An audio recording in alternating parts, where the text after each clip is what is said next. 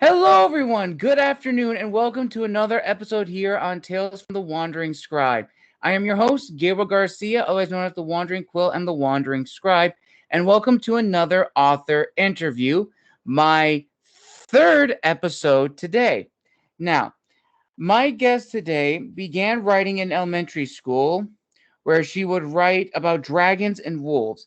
To college, she played a virtual game called Neopets, where she created her character designs, backstories, personalities, likes and dislikes, and stories from these characters. She was not only inspired by reading some of the most popular romance series currently in the genre, and decided to write her own story of Flames and Fallacies, and she's excited to tell us more about that and anything else she is working on. She's located in sunny California, Los Angeles, which coincidentally, not far from where I live, being in Orange County. So let's give a huge round of applause to a first timer here on the channel, author Courtney Wims. Courtney, thank you so much for coming on the channel. Absolutely. Thank you so much for having me. I'm so excited to be here and I'm very honored to be a guest. So thank you. Thank you, Courtney. So before we dive into your book of Flames and Fallacies, is there anything else you would like to add about your background? Honestly, I'm a first time author. This is going to be my debut novel. So I'm really excited to release it later this year. Yeah, and that's basically is that I'm a first time author and I'm an indie author. So I'm excited to introduce my book to the world. Awesome. So let's dive right into it. So, what can you tell us about your debut book? What is it about, and what should we expect? Yeah, definitely. So my book is a adult fantasy romance novel. It basically follows a main character cat. It's a single point of view book, and it follows our main character cat who finds a dragon egg in a kingdom where dragons are outlawed. So she runs into some issues because if she gets caught with this dragon egg slash dragon hatchling, she would be brutally executed. And so the story Oh, follows geez. Kat. Yeah, so the story follows Kat trying to return this dragon hatchling to the dragon lands without getting caught. So, yeah. Dang, that is really, really cool. And again, this is probably the second episode I've had where my guest wrote a book about dragons. Like, dragons are making a comeback, which is really, really nice. It's either Season of the Dragon, Natalie Wright, Dragon Riders, stealing a dragon, or trying now to return it. I mean, dragons are making a comeback. So Right. that leads into the beginning questions of Courtney for you. So let's start off with the first question. When did you sort of decide that you wanted to be an author? And when you were drafting this story, what was the need or desire you wanted to satisfy for your future readers? Yeah, great question. I would say it kind of, I kind of grew up, like writing stories when I was a kid and took a break from that with real life. And the last few years, I started getting back into fantasy romance novels. So A Court of Thorns and Roses, that whole series. And then the end of last year slash beginning of this year, I started reading Fourth Wing, and that's kind of really what inspired me to write my own book. Is I wanted to see, like you said, like more dragon books, like dragon writers, and with that that romance element as well. So that's kind of how A Flames and Fallacies started. Was I wanted to write a book that I wanted to read. Nice. So now to the next stage. So when you were writing out the story, you had the outline, you were crafting the characters, the world, the story, everything. What was the promise you were making, not just to yourself, but to also your future? Yeah, I would definitely say the promise. Well, I would say I'm going to promise that you're going to get lots of dragons. You're going to get a lot of action, intense scenes, as well as romance. For my specific novel, I have a second chance romance, and it's a love triangle. Ooh, And okay. yeah, so I really like the idea of plot twists as well. So I promise that when you're reading this, I might try to lead you one way, and then as the time comes, you'll kind of find out bits of bits and pieces of information. And I like to, I've always been a big like enjoyer of things like scavenger hunts and like escape rooms. And so with this novel, I kind of tried to leave little Easter eggs throughout the novel. So that way, when the time comes, that plot twist, comes in, you kind of like read back and through the book, and then it doesn't seem like it's obvious then, but then when you read back, you're like, oh wait, she did mention this little word or this little sentence. So the promise, I would say, long story short, is, dragons, romance, and it should be pretty intriguing with some plot twists. So, yeah. Nice. Okay. Now, I remember from your, maybe you can tell us, your book is not out yet, correct? It's still not out yet. When should it be out so people can expect it? Yeah, so it'll be coming out later this year. I haven't announced the release date quite yet. It does go to my editor next week. And the reason I haven't announced the release date is because I'm also an illustrator, as you can probably see from some of my artwork up there. Yes, very nice. Thanks. I illustrated the cover myself. I'm doing all the design myself, and I'm also doing fun things like chapter header designs. I'm going to do some page overlays. So I haven't announced the date quite yet, but it will be coming later this year is all I can say right now. Awesome. So I'm going to try to change the next set of questions, because normally right after the promise questions comes, the initial review responses from readers. But since, of course, your book is not out yet, I'm going to try to change it up a bit. So I imagine you had some beta readers and potentially some early advanced readers who may have read your final draft, or maybe your early draft of your story. And I want you to tell us about that. Like, what was their responses to the initial draft? And after making the necessary changes, do you feel that not only has it hit the mark where you wanted for your readers, but also, in your opinion, is? Yeah, so I'm really lucky because I ended up getting 10 beta readers. And I know for like common industry standards, they almost say, oh, maybe like 3 to 4. So I'm really lucky. I got 10. I got lots of signups for my beta readers. And it was really great because all of them gave me, feedback that others didn't catch. And so I was able to kind of weed out a lot of any sort of like plot holes and inconsistencies and stuff like that. But overall, the feedback from my betas was really great and really encouraging. Sometimes when you're writing, you're not quite sure, like, am I actually hitting the mark here? But all the feedback I got from my betas it was definitely encouraging. I had people, comparing to Fourth Wing, which is who I'm kind of trying to target with this book, is the Fourth Wing audience. Those people that are dragon writers and fantasy and romance. So overall, the feedback I've been getting from my betas is really, really positive. So it's a nice little extra push of, okay, I'm on the right track here. Awesome. And would you feel that your promise that you set out when creating this book has been validated by your beta readers? Yes, definitely. And it's really exciting to me too, because they kind of got the bare bones of my story. Like I didn't have it formatted yet. I haven't put it through my editor yet. So they kind of got the unpolished version, and for them to say, like, be so excited about it. I had one beta reader tell me, I almost wish I didn't give 5 stars to all my other reads this year, because this book is a 5-star. And that really made my heart melt just hearing that. Because, like I said, like getting that outside validation, it's nice to know, okay, like I am hitting the mark and I am appealing to the audience that I want to appeal to.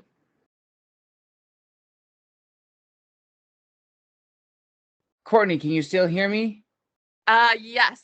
I can't see you though, but Okay, you kind of cut out there by accident. So apologies of yours. Don't worry, you're not going to see it in the final cut. So can you repeat what you were saying before you got cut off? Yeah, definitely. Should I just start at the top with the beta readers, or? I think you get to talk about where you got cut off, where it's like one of your beta readers said that they wish they hadn't given 5 stars to all the other books because they said this book is just incredible. Yeah, definitely. So one of my beta readers had told me basically that she almost felt like all the 5 stars she had given this year so far didn't quite match up to the 5-star. Like, this book was a 5-star. And so that was really relieving to hear, because like I said, they got the unpolished version. So it hasn't gone through an editor. It hasn't been formatted yet. And I hadn't adjusted it from any beta feedback. So yeah, it was definitely a nice step in the right direction, feeling that I've appealed to those readers and I've hit that mark. Awesome. That's really, really good that you've already established a good connection and relation with your beta readers. And hopefully, you know, that also translates over to your readers as well when it does get put on sale later this year, which I'm very excited to read because I'm always looking for new books to read and showcase here on the channel. Awesome. Yeah, well, I'm excited. I'll have to let you know as soon as I announce the release date. Awesome.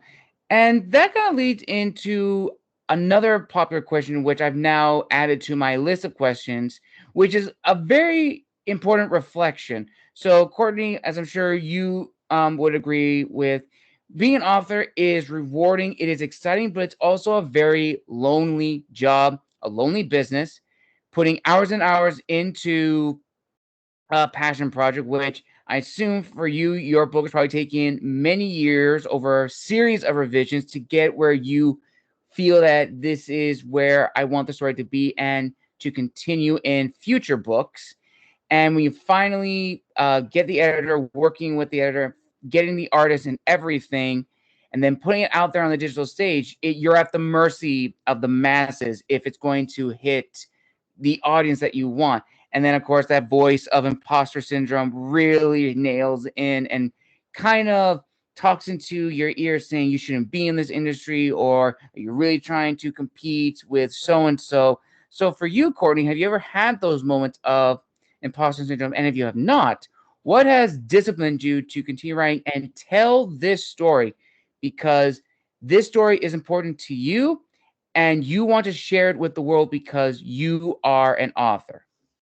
Yeah, I think that's a great question. I mean, if anybody doesn't experience imposter syndrome, like, I would love to have a chat with them and like how they avoid that, because for me, like, it's like a constant thing, right? It's like, first I started off when I was writing my first draft, imposter syndrome came and was like, why are you wasting your time writing this story? Like, people might not like it. And then that kind of morphed into, after a few drafts and giving it to my betas, oh, my betas aren't going to like it. And now that I've got the feedback from my betas, it kind of morphs into, okay, well, that's great that my betas like it, but maybe the actual audience isn't going to like it. And so it kind of like morphs as you go. I was going to say, my tips and tricks as to trying to, combat imposter syndrome, I would just say, is like, keep pushing through and like trying not to let that side of you win out. It's kind of funny because it's also a theme within my book, imposter syndrome, and not feeling like you're capable to do something. So sometimes when I'm reading and I'm writing, I'm like, okay, yes, I need to remember this. Like, if I'm having my main character go through this, I also need to be taking notes. So yeah, but I almost would say, I think imposter syndrome is just a natural like tendency of maybe not even just authors and writers, but just about everyone. So Yes, definitely. I 100% agree. I definitely feel in any field, imposter syndrome always makes it. And actually, just recently, I was in an interview with a guest who was a fellow historian, and he brought up a really important thing, which is historians are people who make a living off their hobby. And he said that because a fellow academic said historians are not academics, are not in the field of science because it's still a hobby. And that's where it comes in sense of like, am I a fake? Am I just making money off of my hobby? Am I not really part of like a community? And that was probably truly a real reflection, even for me, because when I heard that, I was like, no one's ever said that question before. And then he also added into it where it's like many people, in his opinion, go into the field of history or become historians or discuss this field is because they had nothing else to do. They didn't want to be lawyers. They didn't want to be car salesmen. They didn't want to do anything. They didn't want to go to any other field. They wanted to go into history because they could talk about their hobby and get paid for it. And that was like, Wow, that is a blunt way, but it is true. And I think you could correlate it over to being an author in the sense when you writing your first book and really trying to nail everything in. And of course, someone says that. And it really makes you think and consider, what am I doing? But I definitely think that ties into what are your overall goals long term with being an author, which I think we will touch on later, which we now go into the business side of being an author. So for you, Courtney, after you finished um, getting everything ready for your book, or even before when you were still drafting and constructing it and still fine tuning it, to go the sorry, the self-publishing route, or did you want to try your hand at traditionally published? That's a great question, because I think when I first started really kind of wrapping my head around, okay, I actually want to write this story and get it, out of my head and onto paper, I thought, oh yeah, that would be great to go the traditional route, right? Like, one part of that was, I already have like a full-time job outside of this. And so, if I went traditional, I'd have a little bit more support, especially being like a first-time author.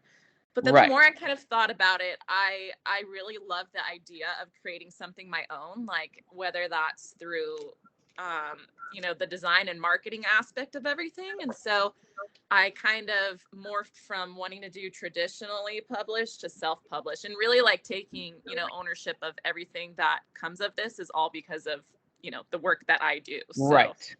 yeah, so that's kind of what put me on the self-published route.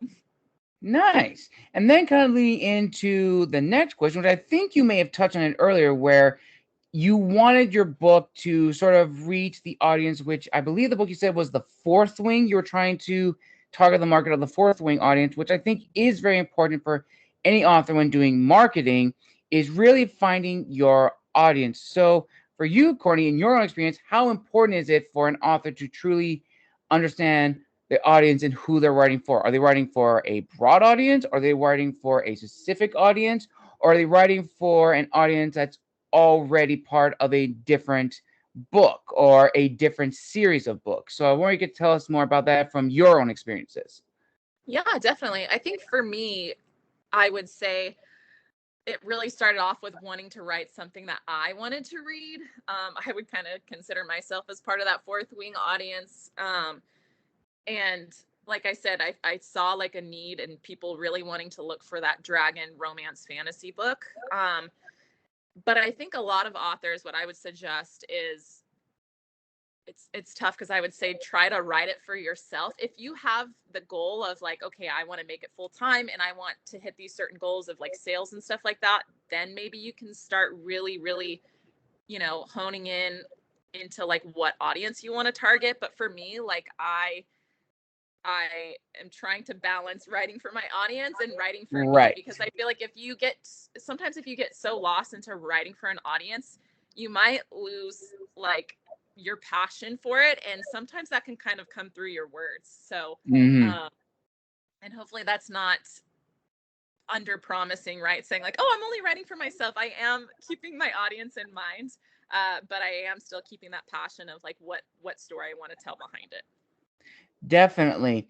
And I think another important thing for research for all new authors is, what kind of book are you writing? Is it a high fantasy? Is it epic fantasy, sci-fi, fiction, whatsoever? Because that really helps you grow as an author. Because if you read other people's works in the genre that you're trying to get into, you can see how they have crafted their characters, how they make their story flow, or how they approach world building. So, Courtney, for you, when crafting of Flames and Fallacies, who are the authors that really helped you come into your own as an author to find your voice?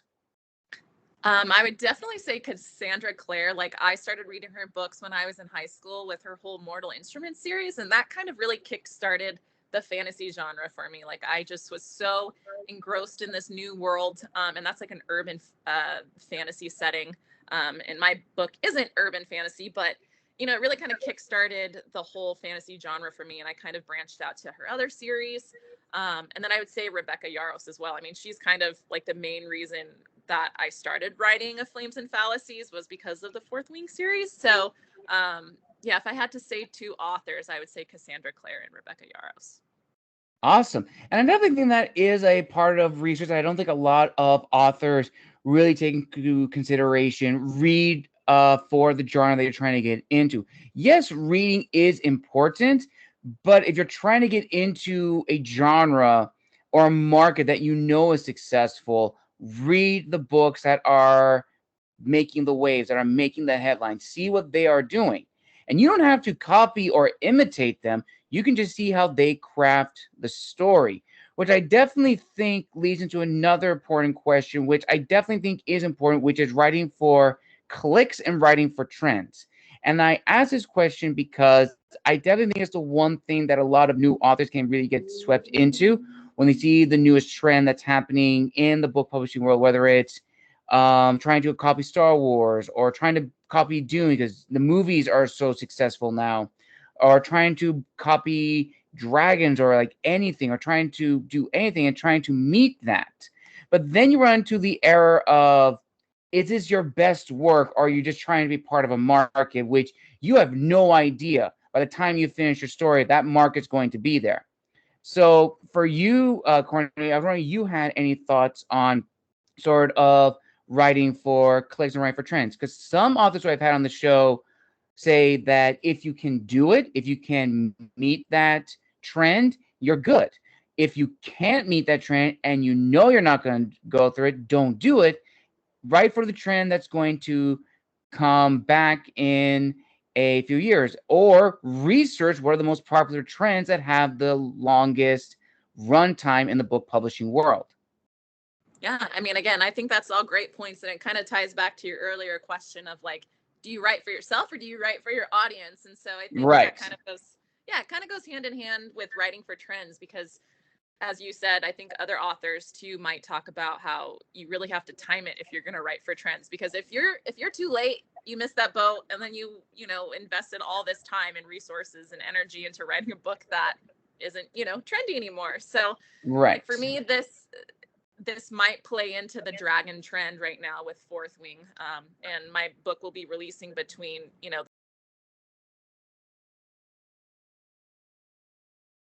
see out in the world and something I would want to read.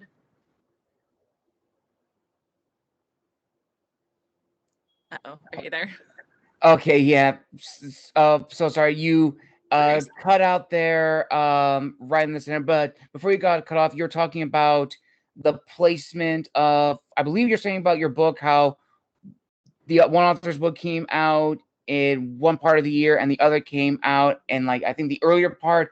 And I think you were saying that your book is sort of like right smack dab in the middle. Yeah, so essentially, the Fourth Wing series, the second book in that series, came out last fall, I want to say. And then the third book comes out in January. And so my book is going to release right in the middle of those two release dates.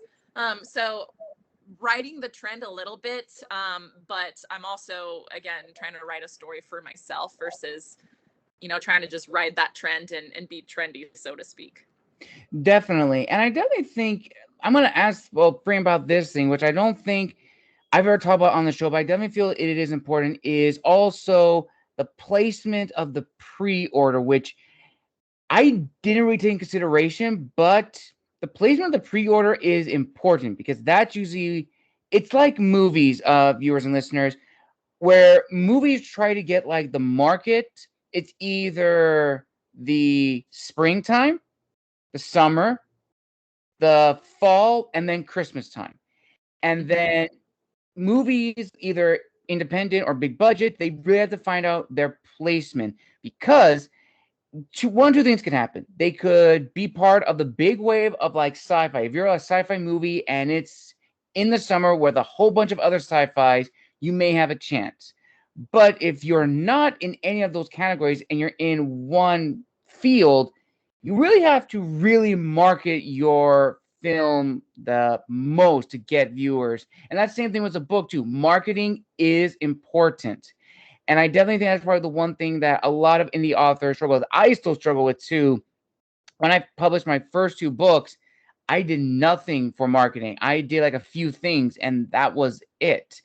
And I'm now re-releasing the two again as second editions with better tips for marketing. And of course, my third book, which is slated to come out sometime this year, possibly maybe summertime, maybe early fall.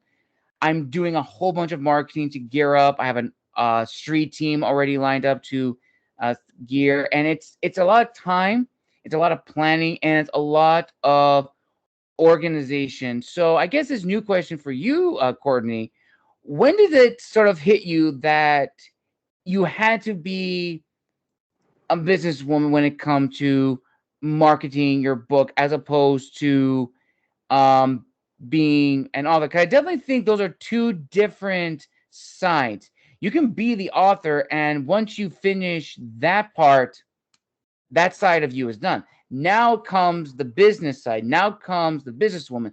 Sort of, when did that aha moment come about for I would say probably not until after my third or fourth draft. I kind of went into this thinking, I knew with being independently published, like I would have to put in the footwork to get it marketed and get it all done. And that was kind of an exciting challenge to me. But again, also kind of a nice thing with if you're traditionally published is you don't have to worry about that business side as much. You just write and you keep going.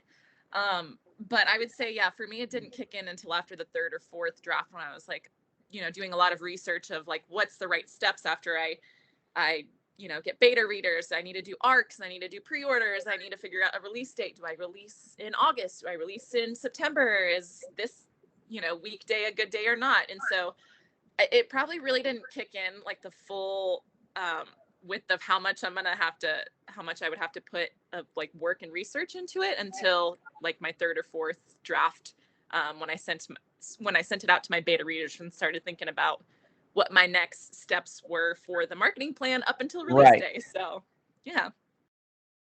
Perfect. That's beautifully said. Now, going back to another question. So you mentioned earlier on that you are an illustrator. Again, the lovely pictures behind you. And so for you, this kind of goes into another new question, which I want to ask you, which it comes to the cover. The cover is really appealing part of the book, and it's really the eye catcher. It really has to match. And this is an old question I used to have on the channel, which is, how important is it that the cover matches what's inside of the book? And some people say, well, it's a given. Of course, the cover has to match the contents of the book, but when you add illustrations to it, because some books just have like a few little images where it's like thorns or vines in some cases, or sometimes they have like a dragon or a monster or anything. Those really put the idea in the reader's mind that they expect these images to exist. So for you, Courtney, when you're crafting the cover for your book, how important is that to really nail in, okay, what is this book not only going to be, but what's it going to look like? And am I going to make sure that my cover matches my book?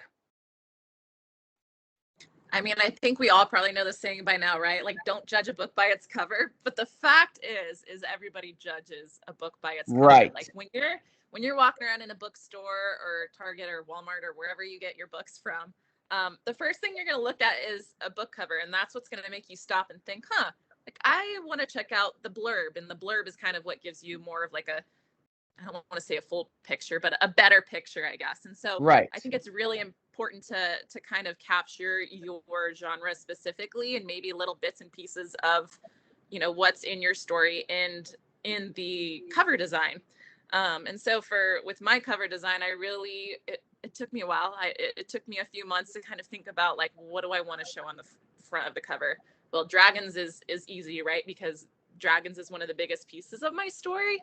Right. And so, yeah, I think I would definitely say it's really important to really nail that cover design, because, if you're not kind of projecting what that story might be about, like someone might not want to pick it up and read it. Definitely.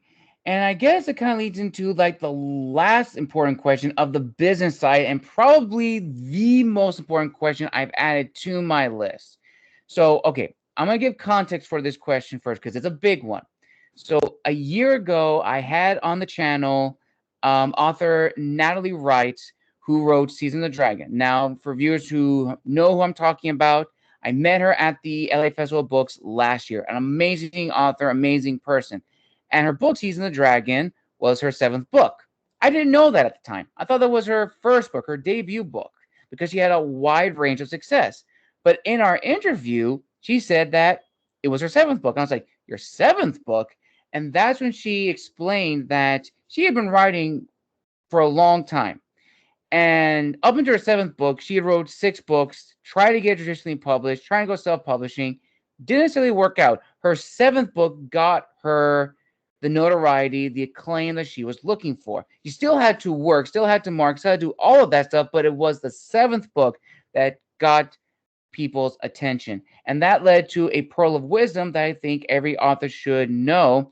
And even authors who are in the business as well that should teach this is that the biggest lie a young author can believe is that their debut novel is going to be the start of their legacy. Now, in some cases, she explained, that could go one of two ways. There's a 50% chance that your book, your debut novel, could reach New York Times bestsellers. It sold millions upon millions of copies. It's won numerous awards. You're at guests at lectures, panels. You're selling like hotcakes. You're making all your dreams come true. And that is great. I've met a lot of authors who have done that. But on the off chance, your book could sell, drop, sell again, and then completely drop. And then it comes into that sense of imposter syndrome and being considered a fake. And that could deter someone away from being an author. Now, for you, Courtney, in your opinion, how important is it for young authors to really understand that there is no guarantee that your book is going to be an overnight success, but it should not deter you from pursuing being an author if that is truly what you want to do, if writing is truly your passion? Yeah, I think that's a really great question because I think, again, like as an author, back to that imposter syndrome conversation, like you kind of almost look for that outside validation of, okay, am I doing the right thing? Like, am I good enough?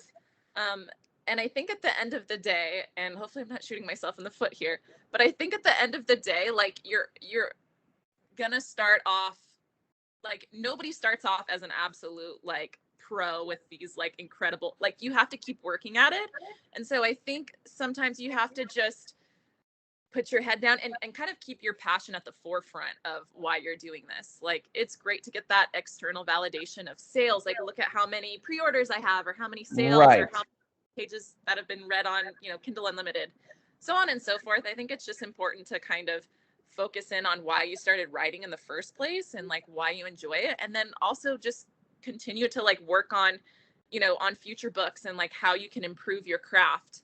I think that's really important because, yeah, I agree with you. I think a lot of people get into it thinking like, oh man, I'm going to write this book and I'm going to be, yeah, New York Times bestsellers, even though I don't think indie publishers or indies can get on that. But like, yeah, just thinking that like your book's going to blow up and you're going to have all this like major success. I think just keeping it like you're doing this because you want to do it and you love it, and just kind of keep pushing through that imposter syndrome, because things are going to come up whether, you know, you miss a deadline or you get feedback that somebody doesn't like your book. I think it's just important to kind of keep pushing through and make sure you're keeping like your enjoyment of it forefront, because otherwise if you're not enjoying doing it, then it's probably going to come through your words and through your book, and people are going to notice like the quality.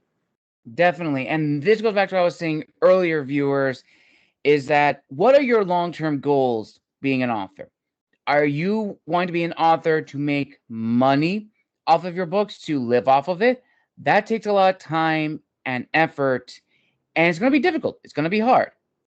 Or are you just trying to be an author, just write for a passion or as a hobby, that's a better word, and say, I just got a book out. Because those are two very different goals with two very different objectives. Because if you want to be the person that transitioned from being a writer who's writing as a hobby to then writing as a professional to be successful, this actually goes back to a guest I had earlier today. His name was Tim Fascinola. I hopefully pronounced his last name right. And he dropped a really cool truth, which is grit trumps talent. Doesn't matter how good you can write prose, how elegantly you can craft the story. Doesn't matter anything about that. As he said, he doesn't care. If you truly want to be the best author in whatever genre you want, you have to put in the work, you have to put in the time, you have to put in the effort. Because from grit, then it comes to talent. Because you're more experienced.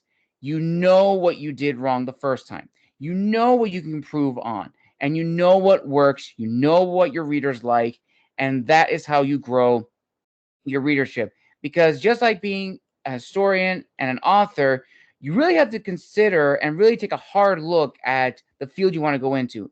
Being an author, let's use that.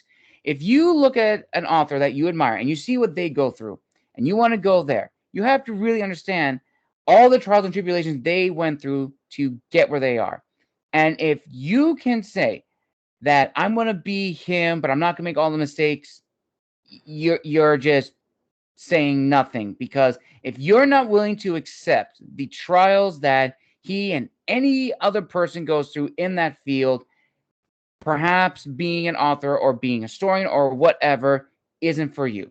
But if you do take up the mantle of the trials and tribulations, go through the fires and the flames, Little Dragon Force reference there, you will definitely be fine. And I think at the end of the day, going back to what you said, Courtney, you want to write for your audience, but you also want to write for yourself because these are the books that we're passionate about. I mean, no one's going to write your story better than you. No one's going to write it. And at the end of the day, if you're passionate about it, you're going to be successful. Yeah, definitely. I absolutely agree with that. I mean, I think persistency is key, right? Like, because if you give up, then how are you gonna keep getting better? And how are you, like if, as you were talking about, like two different goals, like, are you writing because you enjoy it? Or are you writing because you're trying to, get those sales or hit those numbers and stuff like that?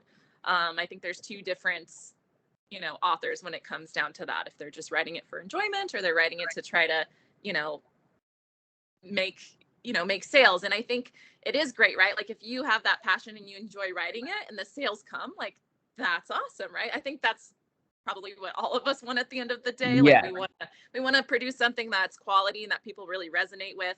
And maybe you can make it a full-time thing so that way all you can do, like all you have all day to write and things like that. But yeah, I think that's a great point. I would almost say, you were talking about trials and tribulations, and it right. was kind of reminding me of my book because as the title talks about flames, right? Like that's kind of a big metaphor throughout the book. And one thing I explored was that, fire can be really scary, right? Like if we tie Right. that to tribulations, like it's scary, you have all these things go wrong, but also like fire, like if you use that fire, it can do great things. It could be a sign of rebirth. Like you can meld things.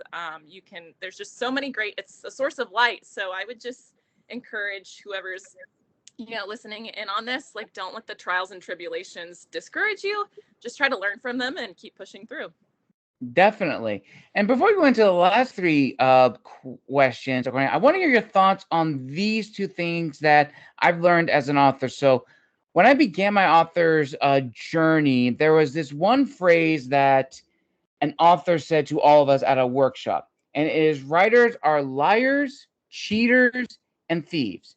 We make stuff up, we cheat people out of time, and we are thieves because the same story has been told numerous times again. You're not going to be original because the story has been told numerous times. The same archetype characters have existed in media.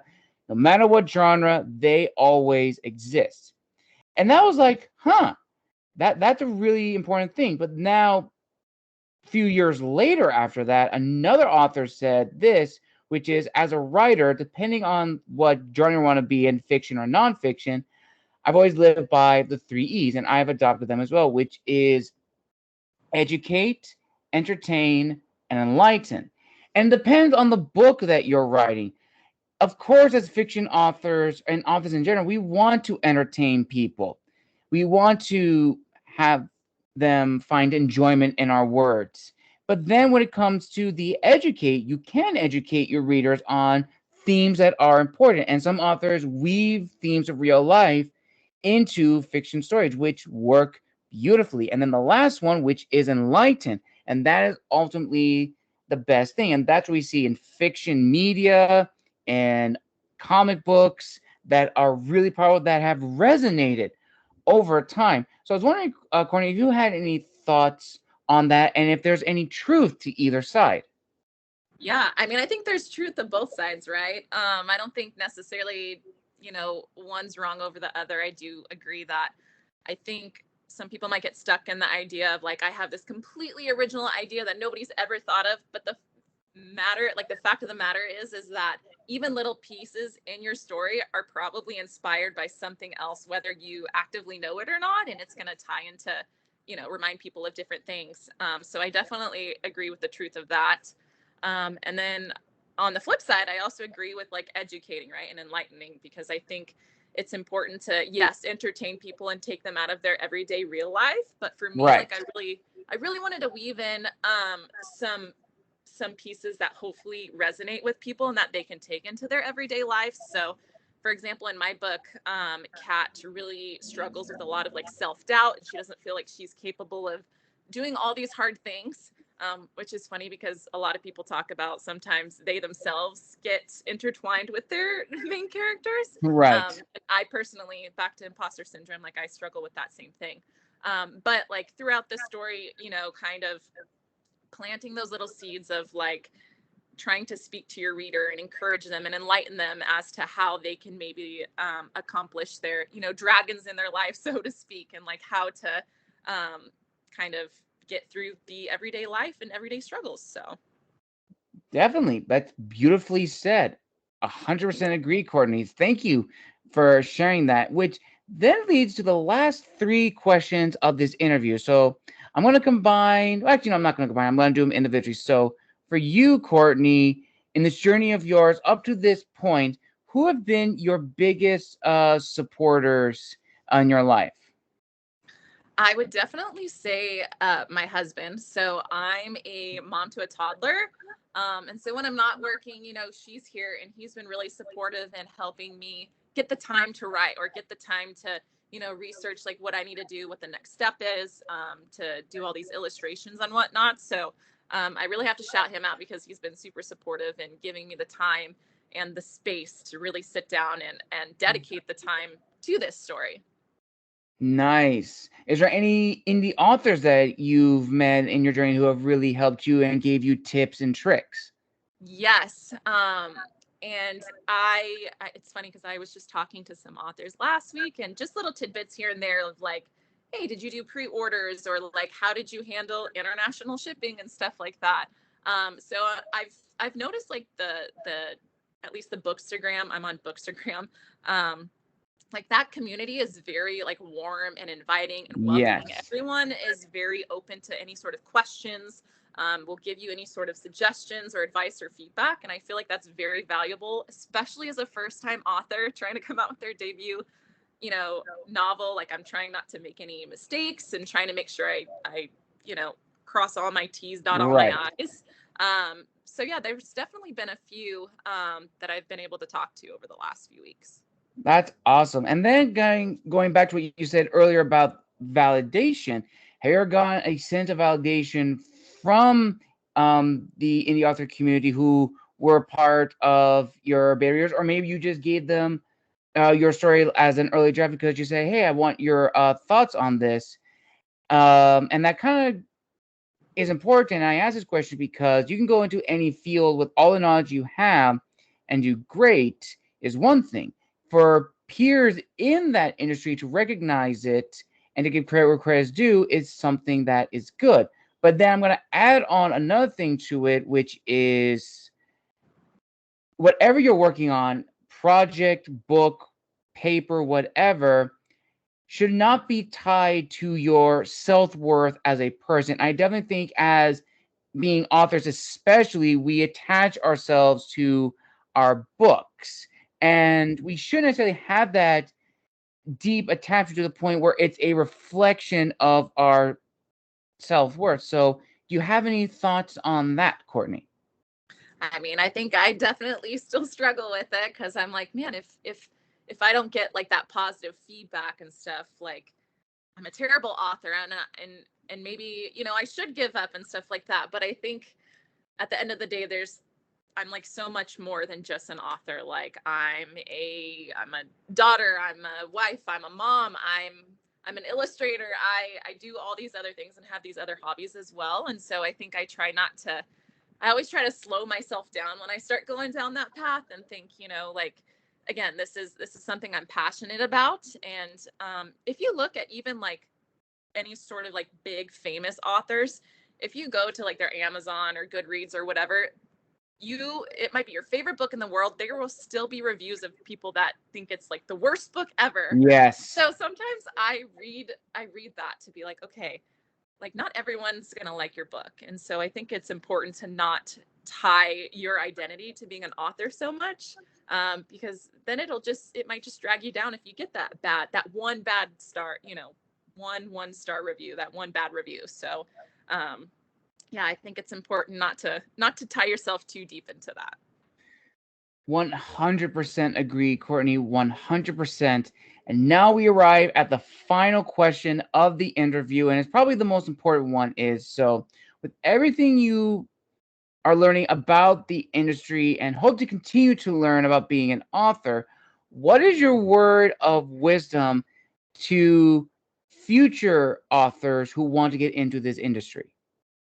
I would say just write it. Like for me, I heard from so many different people, especially that first draft is so hard because you start writing and you're like, wait, like that, that word, I need to find a synonym for that word, or this isn't as beautiful, like the prose isn't as beautiful as I think it should be. My biggest word of advice would be for your first draft, like just write it, just put it down on paper, get it out of your head. And then once you have that first draft done is when you can go back and start refining it and revising it and, retuning it. Because I'd probably say at first I think 7 or 8 chapters in, and it was taking me so long to write those first few chapters because I was doing that. And then once I finally stuck to that advice of just write it, just get it down, is when I really started to pick up traction and get through it. So that would be my advice. Just write it. Don't overthink it, put it down, and then you can start working on it and revising it. As always, I just say very similar, same thing. Write drunk, edit sober. You can't write a blank page. And I gave that response actually to a student of mine when I was a tutor at a school. And of course, one of the teachers overheard, and it's like, I'm not saying to drink alcohol. I'm just saying just write whatever on the page, because you can't edit a blank page. Even if the thing does not make sense, there could be errors in that, and that's fine. Just get your idea down on page and just edit it. And then probably the nothing, just to add on to what you said, Courtney, is when you write down everything, take a break, step away from it. Like maybe a day or two, maybe a week, or even a month at most. And then we go back to that, look at it again with fresh eyes. Mm-hmm. Because then that comes to another important thing, which is changing what you've already read. Because at the time you wrote it, it probably was the perfect thing.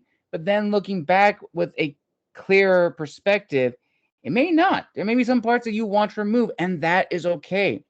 That is the writing process. Because how many times was Lord of the Rings edited numerous times by Professor Tolkien? How many times did J.K. Rowling edit the Harry Potter series? Every author has edited their series time and time again. There is probably, at least to my knowledge, no book that is exactly the same way as it was when it was a draft. It has probably gone through changes, and that is okay. That is fine. that just shows you've grown as an author. You know what works, you know what doesn't. And at the end of the day, all you're trying to do is tell a good story, which that is what we all aspire to do as authors, just tell a good story. Yeah, I agree. I think it's, again, it gets tough because if you get into that mindset of like, oh man, this has to be perfect, like it'll end up holding you back instead of just pushing through it and just, yeah, getting the story down on the page. Because yeah, as you go on, like I have my first draft printed out, and I haven't read through it since, but there's been so many changes since then. Like so many cuts and additions and revisions. And so I think, yeah, it's just important to just get it down. And then from there, you have a little bit of a foundation to work off of. Absolutely. And with that, listeners, we will stop here for this amazing author interview. Again, I want to give a huge thank you to Courtney for coming onto the show and telling us about her author's journey, as well as when we can expect the debut of her book. So, Courtney, thank you so much for coming on the show. Thank you. I'm had such a great time, and thank you so much for your time. You're welcome, Courtney. Now, before we officially end today, where can people find and engage with you to stay up to date with your book, yourself, if there's any ARC applications that you may be doing in the future, your pre-orders and stuff like that? Yeah, so I'm on the Instagram community. So my handle is Whimsy Writes. And then I also have a website, so you can sign up for my newsletter. Everyone on my newsletter gets all my announcements first. So I will be having ARC applications coming in the next few weeks, as well as pre-orders. And I will also be doing a free ebook giveaway here in the next few weeks. So you can find me on Instagram, and you can also find my website and sign up for a newsletter if you're interested. I'll link all of them below in the description of this video. And as I say before, and I say again, let us help a fellow author out. Let us spread the word. Pre-order, like hype, everything, because the indie author community, it is a great community. And I myself am very fortunate to be a part of it. Just as Courtney has said in her interview, that meeting a lot of indie authors who have really helped her grow and helped with her book's creation, like that is the most beautiful thing about being an author, is making those connections, because it's not what you know, it's who you know. And especially in this field, being self-published authors, we all want to grow. We all want to be a part of each other's success. So my subscribers, my viewers, let us flood Courtney's Instagram. Let's help spread the word. And when the book is officially out, share it. Stay with a friend. Send it to someone overseas in an email. Do whatever it takes to spread the word, because at the end of the day, that is really important to an author, is just the spreading of the word of the book and just letting it grow. I so appreciate that. Thank you, Gabriel. You're welcome, Courtney. And with that, listeners, we conclude this amazing, incredible author's interview. Again, thank you to Courtney for coming on the show, and I wish you the best in your endeavors with your book.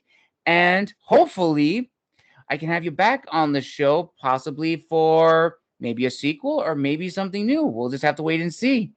That sounds great. I'm so looking forward to it. So thank you so much again for your time. You're welcome. And with that, listeners, make sure to like and subscribe, comment down below, and also be on the lookout for information regarding ARC applications and pre-orders from Michael, the Last Angel of Earth. I am almost done with my editor, and I'm also talking with my street team coordinator. That will be up soon, so just be on the lookout. Until next time, this has been The Wandering Scribe and The Wandering Quill, signing out.